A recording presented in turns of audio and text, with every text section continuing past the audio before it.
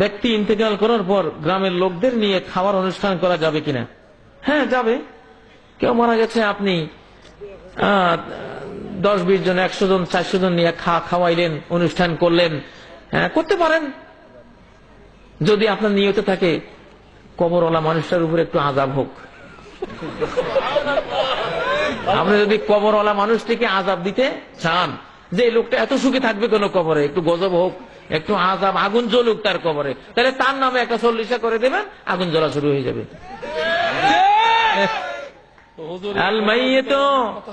আল মাইয়িতু ইউআযাবু বিমা নিহা আলাইহি, নবীজি বলেছেন, কাজী ইব্রাহিমের কথা নয়, কোন মৌলভী মুন্সির কথা নয়, সহিহ বুখারী জানাজা পর্বের হাদিস।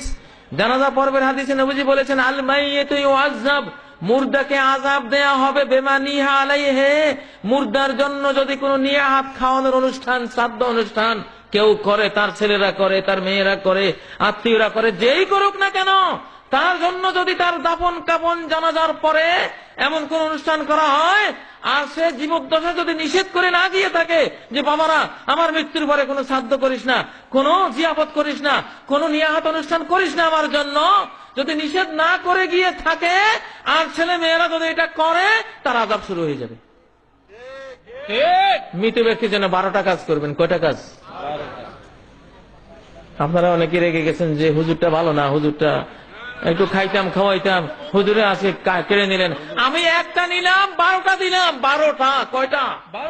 12টা। নবীজি বলেছেন, ইন্না মিম্মা ইয়ালহাকুল মুমিনা মিন হাসানাতিহি ওয়া আমালিহি বাদা মামাতিহি, মুমিনের মৃত্যুর পরে তার আমলনামায় যা যা যাবে, এই হাদিস আছে 60টি জিনিস। কয়টি জিনিস? 60টি। মুসহাবান ওয়াররাসা, একটি কোরআনের কপি ওই মুর্দা বা মুর্দার পক্ষ থেকে একজনকে দিয়ে দিলেন। এই কোরআনের কপি ওই লোকের কাছে যতদিন থাকবে আর পড়বে, কবরে শুয়ে শুয়ে উনি এর পুরস্কার ভোগ করতে থাকবেন। ভালো জিনিস পাইলেন না? গরু একটা কিনতে কত হাজার টাকা লাগে? 65,000। আর কোরআনে কারিমের হাদিয়া ওখানে 65,000 দিয়া গজব কিনলেন, আর এখানে 100-150 টাকা দিয়া জান্নাতের শান্তি কিনলেন। এইবার কোনটা ভালো? আপনারাই কোন? কোরআনটা ভালো না? কোরআনের প্রতি মায়া বেশি না গরুর প্রতি মায়া বেশি? হ্যাঁ, গরু তো খাওয়া যায়, এই জন্য মায়া লাগে না, তাহলে কোরআন তো খাওয়া যায় না। আরে ভাই, কোরআনের খাওয়া যেদিন শুরু হবে সেদিন তো খাইয়া কুলাইতে না। আল্লাহু আকবার। কোরআনের বরকতে কি খাওয়ান যে আল্লাহ খাওয়াইবো। কুলু ওয়াশরাবু বিমা আসলাফতুম ফিল আইয়ামিল খালিয়া, অতীত জীবনে কোরআনের উপরে যা আমল করেছ ওর বরকতে আজকে খাও আর খাও আর খাও। জান্নাত কা মজা লে লো, জান্নাত তোমারই হ্যায়। খাওয়া দাওয়া ভর্তি করো, জান্নাতটা মস্ত বড়।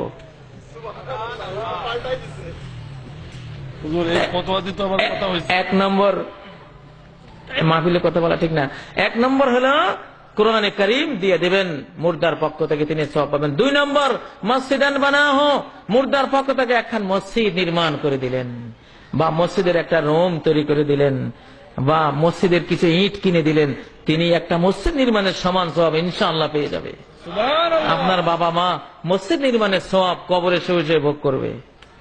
ওয়ালাদান সালেহান তারাকা, একজন সন্তান রেখে গেছেন ওই মুর্দা ব্যক্তি, আপনারা ওই সন্তানটিকে আলেম বানাই দিলেন টাকা খরচ করে।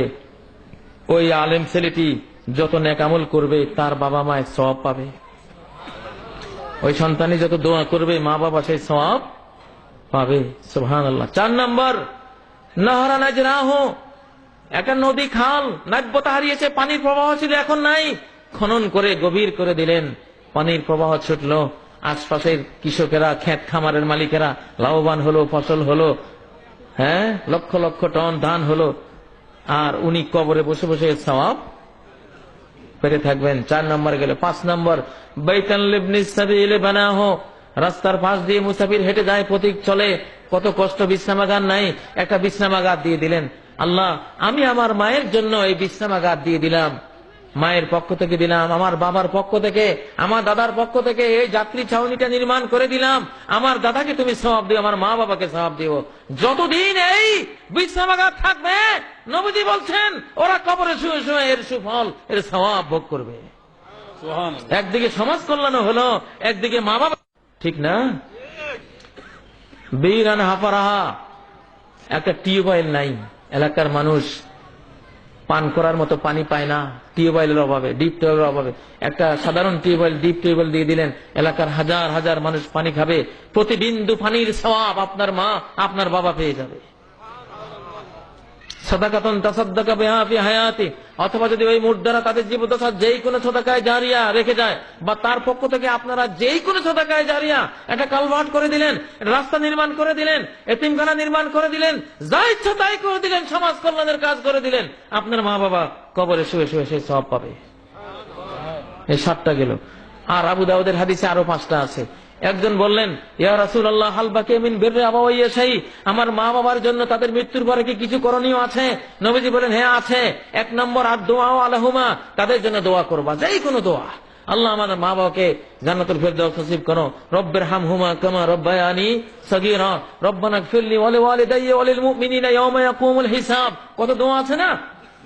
এই দোয়া করা তোমার উপরে অধিকার তাদের। 2 নম্বর, ইস্তিগফারু লাহুমা, তাদের জন্য আল্লাহর কাছে মাপ চাইবে, আল্লাহ আমার মা বাবাকে ক্ষমা করেন, মাফ করে দেন, আল্লাহ তাদের গুনাহ খাতা যা আছে সব নিচ্ছিন্ন করে দেন, এভাবে ইস্তিগফার করবা। কয় নম্বর গেল? 2। 3 নম্বর, ওয়া ইনফাযু আহাদিহিমা মিন বাদিহিমা, মা বাবা জীবদ্দশায় যদি কাউকে কিছু দান করার প্রতিশ্রুতি দিয়ে থাকে, অঙ্গীকার করে থাকে, অথচ মরে গেছেন, দিয়ে যেতে পারেননি, আর তুমি সেটা দিয়ে দিলা, তাহলে সেই সওয়াবও তারা কবরে পেয়ে যাবে। 4 নম্বর, সালাতুর রাহিমিল্লাতী লা তুসালু ইল্লা বিহিমা, মায়ের দিক থেকে যত নানা গোষ্ঠীর আত্মীয়, বাবার দিক থেকে যত পিতা গোষ্ঠী, চাচা জ্যাঠা ইত্যাদি আত্মীয়, ব্লাড কানেক্টেড আপন জনেরা, এদেরকে যদি সেবা দাও, তাহলে তোমার মাও কবরে পাবে, বাবাও কবরে ওই সবটা পাবে। চাচা পিতৃ জ্যাঠা বেঁচে আছে, বাবা বেঁচে না, জ্যাঠাকে একটা জামা কিনে দিলা, বাবা পুরা সব পেয়ে যাবে। মায়ের বান্ধবীরা বেঁচে আছে, মায়ের বোন খালা বেঁচে আছে, মা নাই, খালাকে একটা শাড়ি কিনে দিলা, মা পুরা শাড়িটা সব পেয়ে যাবে। ওইদিকে খালাও খুশি, ওইদিকে মাও খুশি। আল্লাহু আকবার। এত সুন্দর জিনিস থাকতে মানুষ শুধু গরুর পিছনে ছুটছে।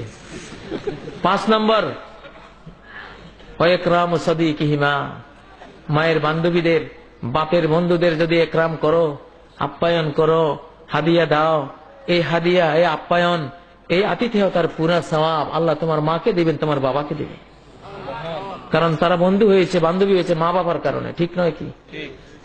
এগুলি করবেন মুসলমান ভাই। এই 12টা কাজ করলে তারাও উপকৃত হবে, আপনারও উপকৃত হবে।